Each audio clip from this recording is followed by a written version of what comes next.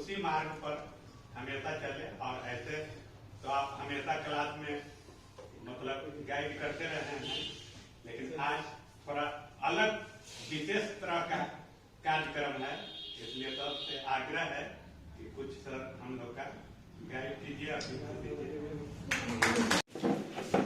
वास्तव में मैं अपने जीवन का एक बहुत ही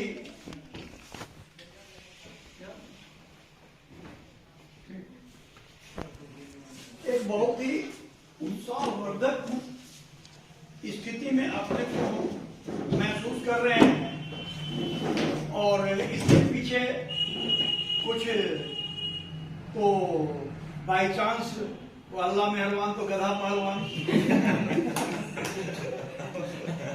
इत्तेफाक से हमारा जन्म ऐसे दिन को हुआ है कि सारी दुनिया मनाती है।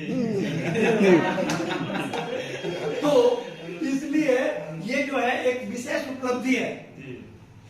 लेकिन ये आयोजन जो हमारे विद्यार्थियों के द्वारा, हमारे कॉलेज के परिवार के जो सदस्य हैं, इनके द्वारा जो किया गया है, ये मेरे लिए वास्तव में बहुत ही, ये इससे अधिक सम्मान कि हम अपेक्षा नहीं करते हैं, इससे अधिक सम्मान हमको नहीं।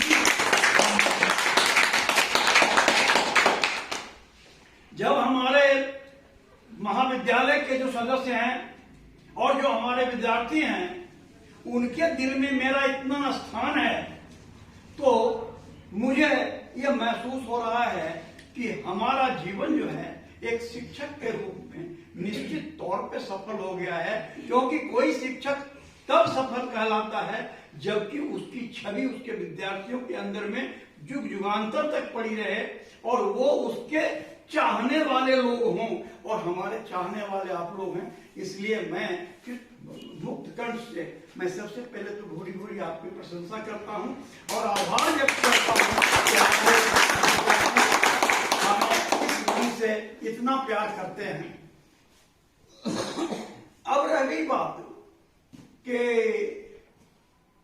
आज के दिन को अगर जो हमारे वो बर्थ डे सेलिब्रेशन को अगर माइनस करके इसको फर्स्ट डे या न्यू ईयर सेलिब्रेशन को अगर दिमाग में रखा जाए, तो यहाँ पे कुछ बातें भ्रांति की भी दिखती हैं। 2-3 दिन से देख रहे थे वो व्हाट्सएप के अलग अलग ग्रुप में अलग अलग तरह के कमेंट्स आ रहे थे, जिनमें एक बहुत ही वाइटल कमेंट के रूप में राष्ट्रकवि दिनकर की एक कविता को करीब करीब बहुत सारे ग्रुप ने उसको उसमें फ्लैश किया है।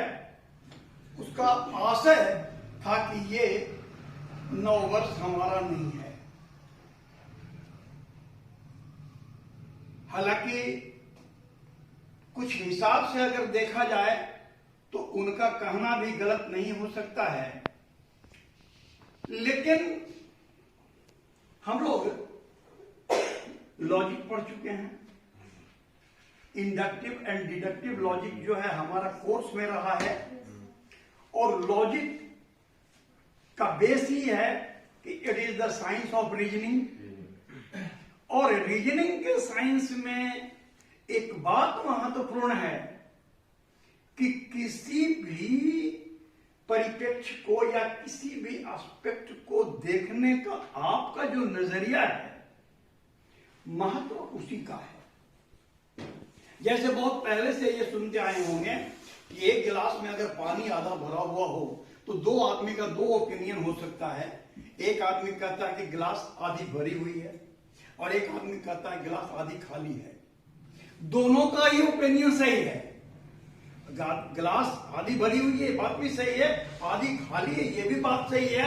लेकिन यहां पे जो गिलास आधी भरी हुई कह रहा है और जो खाली कह रहा है, इन दोनों के सोचने का जो स्तर है, उनका जो नजरिया है, ये उसको ये इंगित कराता है। जो आदमी ये कहता है कि गिलास आधा भरा हुआ है, वो भरेपन को देखने का आदी है। उसके अंदर में कुछ पॉजिटिव थिंकिंग है, वो पॉजिटिव देख रहा है। और जो आधा खाली देखता है वो निगेटिव थिंकिंग है। और निगेटिव थिंकिंग के बारे में और साइंस तक इस बात को ये ढंग से इसको इस्टेब्लिश कर चुका है कि निगेटिव थिंकिंग निश्चित तौर पे लाइफ को गिरावट की ओर ले जाता है। इसलिए आदमी को बराबर किसी भी वो कोई भी पहलू हो, कोई भी एस्पेक्ट हो, उसके पॉजिटिव पहलू को ही ध्यान में रखना चाहिए। जैसे मान लिया एक कूड़ा का ढेर है तो सारा का सारा बेकार है, लेकिन उस कूड़े के ढेर पे एक सोने का टुकड़ा अगर गिरा हुआ हो तो उसमें से सोने का टुकड़ा को तो हम निकाल के ले आने के लायक सही स्थिति है ना, है कूड़ा का ढेर है तो है। तो इसलिए जहां कहीं बहुत सारे वास्टेज हैं उसके अंदर में भी अगर किसी को ये खोजने की बात आई कि इसमें कुछ है काम का चीज क्या। अपने व्यक्तिगत लाइफ का एक उदाहरण मैं बताऊं, मैं कभी जब पेपर्स पुराने हैं उनको जो सोचता हूं कि इसको हटाऊं, बहुत ज्यादा हो गया है, फाड़ू, फेंक दूं, वो कुछ करूं, सिलेक्ट करके अलग करते हैं, लेकिन फेंकने लायक कोई पेपर हमको दिखाई नहीं पड़ता है।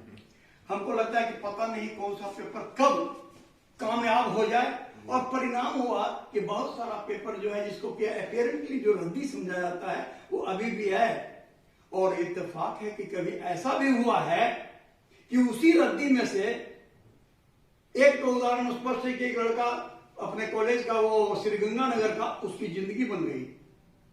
वो पुराना जो रजिस्ट्रेशन का सर्टिफिकेट था जिसको कि लोग फेंक चुके थे, हम भी उसको यूं ही ला करके कर दिए थे, और उसी में से उसको निकाल करके यूनिवर्सिटी में दे करके और उसी पर उसका रिजल्ट निकल गया।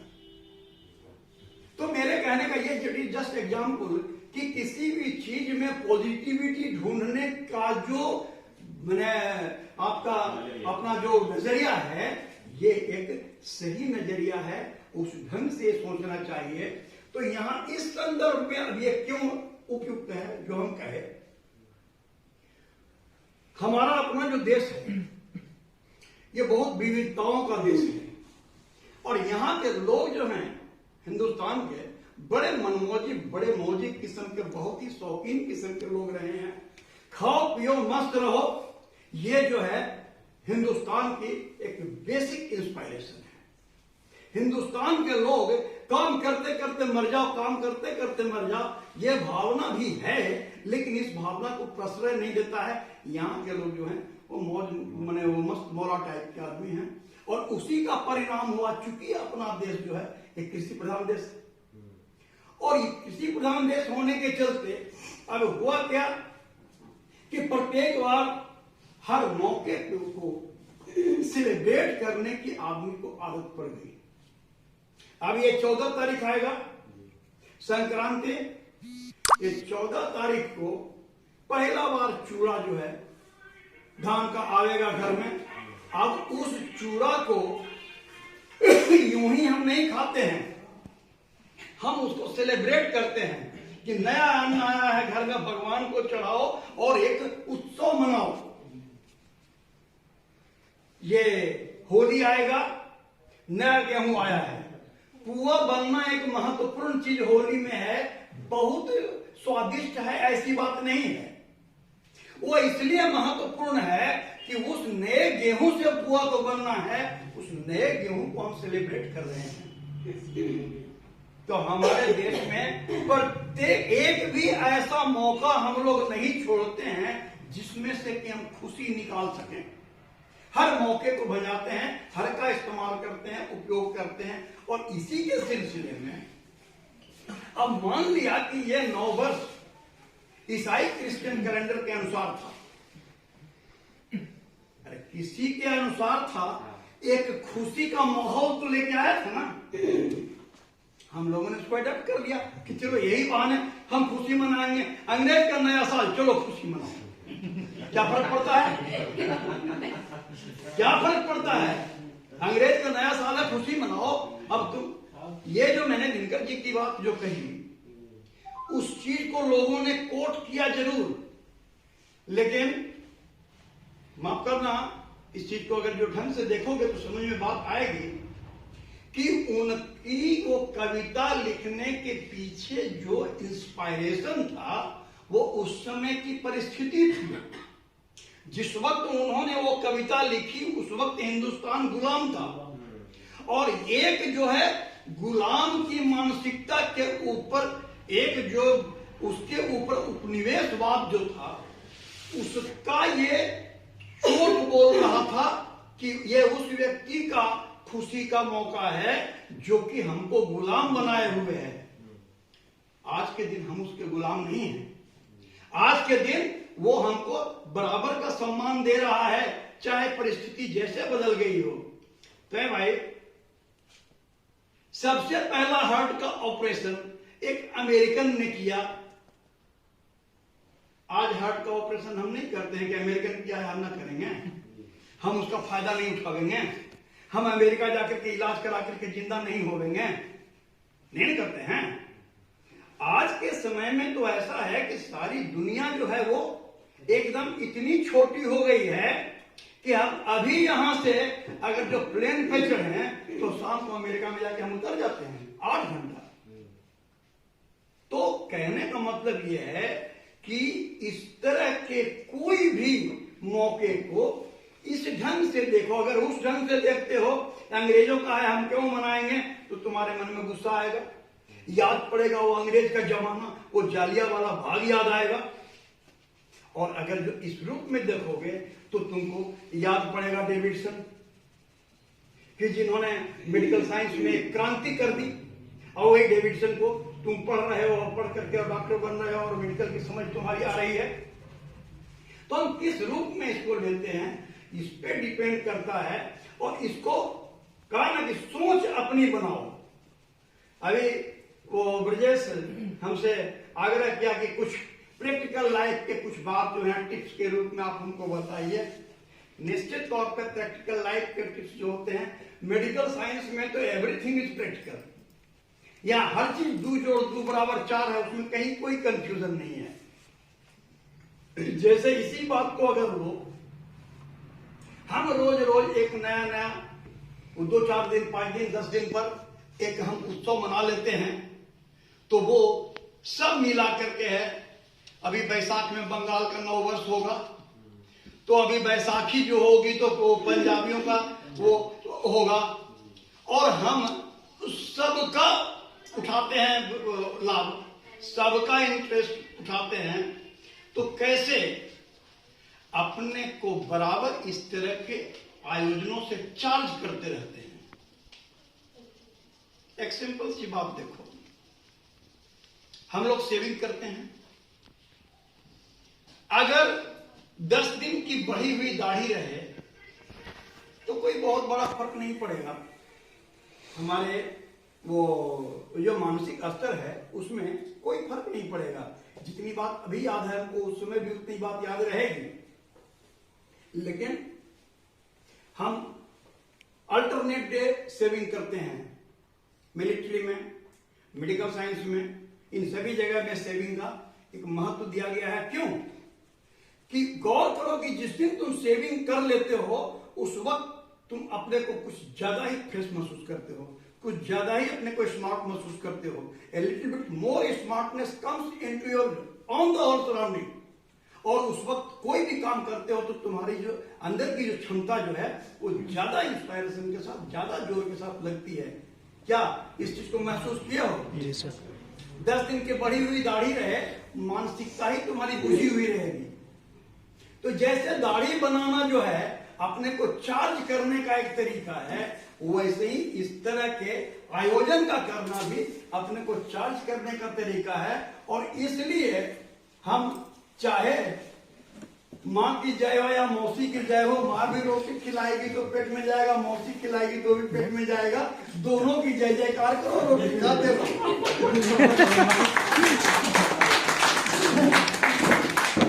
तो इस हिसाब से यानी मुख्य जो उद्देश्य जो है इसके पीछे कि तुम अपने को कितना ज्यादा स्मार्ट, कितना ज्यादा चार्ज रख सकते हो। तो स्मार्ट काहे के लिए रखोगे? निश्चित तौर पे तुम्हारे अंदर स्मार्टनेस जो आएगा वो तुम्हारी जो कार्य कुशलता है उसको बढ़ाएगा। तुम सो करके उठो आएगा वैसे आंख मालते हुए चले आओ, यहाँ रजिस्टर लेकर के बैठ जाओ तो वो 1355 को 8355 लिख दोगे, 1448 को 4848 लिख दोगे। नाम नहीं लेंगे लोग, अपने समझ लेंगे। तो और वही जब तुम फ्रेश रहोगे तो इसका उदाहरण कभी कभी देखा होगा तुम, अरे अब दूसरे का तो नहीं कर सकते हैं, अपने बारे में कर सकते हैं कि कभी पूरे टेबल पर 25 गो रजिस्टर लेकर तुम्ही लोगों को लेकर के बैठ जाते हैं और प्रत्येक में इसमें वो लिखो, उसमें वो लिखो, उसमें वो लिखो, उसमें वो लिखो, करते हैं ना, बताते हैं ना। और सारे को जितना काम 10 आदमी मिलकर कर सकता है उतना काम अकेले कर देते हैं। अगर वो मुड़झल्ला होकर के बैठे तो होगा नहीं होगा। इसलिए अपने को बराबर टू द लेवल मेंटेन रखने के लिए स्मार्टनेस जरूरी है। और स्मार्टनेस को लाने का अलग अलग तरीका है, जिसमें उसी का एक तरीका मैंने सेविंग करना, स्नान, मैंने शौच जिसको कहते हैं, शौच क्रिया को पूरा करना, और दूसरा ये है शौक को पूरा करना, इंटरेस्ट को। एक बहुत बड़े इनका कहना है कि अपने टेबल पे वो चुटकुला की किताब रखा करते थे कि जब काम करते करते करते करते दिमाग एकदम बोझिल हो जाए तो 2-4 चुटकुला पढ़ करके हंस लेते थे और उसका फिर से काम करने लग जाते थे। ये क्या हुआ? It is suddenly it is just recharging.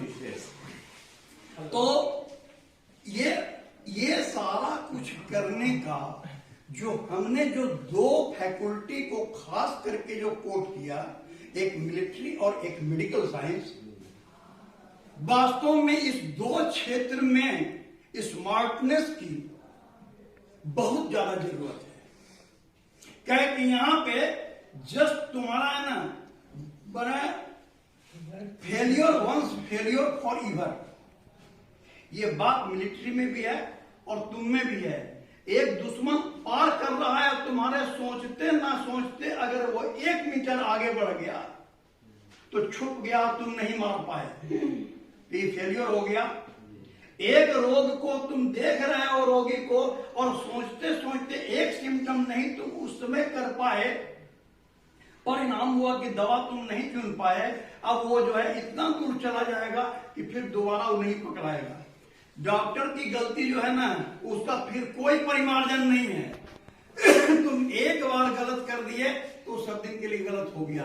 इसलिए डॉक्टर और मिलिट्री, इन दोनों के लिए ये स्मार्टनेस, ये फुर्तीलापन, ये जो है ये जो कहते हैं प्रत्युत्पन्नमतित्व, ये चीज बहुत जरूरी है। और इसके लिए बहुत ही एक आसान तरीका है इनको मेंटेन करने का। ये सारी बातें तो मैं समझता हूं कि इसी एक क्ल्यू को जिंदगी भर के लिए अपने मन में रख लो कि always you try to keep yourself smart. The only notion of the day that if you want to establish yourself as a doctor in the society, you must try to keep yourself to the level managed, maintained। जिस वक्त कभी जब वो समय आता है युद्ध का, उस समय जो सीमा पे जो सिपाही हमारे रहते हैं वो लोग फुल यूनिफॉर्म में सोते हैं कि जहां कहीं व्हिसिल बजा और सीधे खड़ा, इस रूप में उनको 2 सेकंड नहीं लगना चाहिए पोजीशन लेने में। डॉक्टर के साथ भी वही बात है कि आपको एकदम इसी रूप में है कि बस पकड़ा गया तो पकड़ा गया, नहीं तो नहीं पकड़ाएगा। तो जिंदगी को इस रूप में बनाओ कि हर वक्त अपने को अलर्ट रखो। जितना ही ज्यादा अलर्ट रहोगे, जितना ही ज्यादा क्यूरियस रहोगे, जितना ही ज्यादा तुमको कुछ जानने की पिपासा तुम्हारे अंदर रहेगी, उतना ही बढ़िया डॉक्टर अपने को तुम साबित कर सकोगे। बस इन्हीं शब्दों के साथ मेरा आशीर्वाद सफल होकर के दिखाओ, हम खुश होकर के देखें। यहाँ हमारे विद्यार्थी जो हैं सफलता के चरम सीमा पे हैं। Thank you.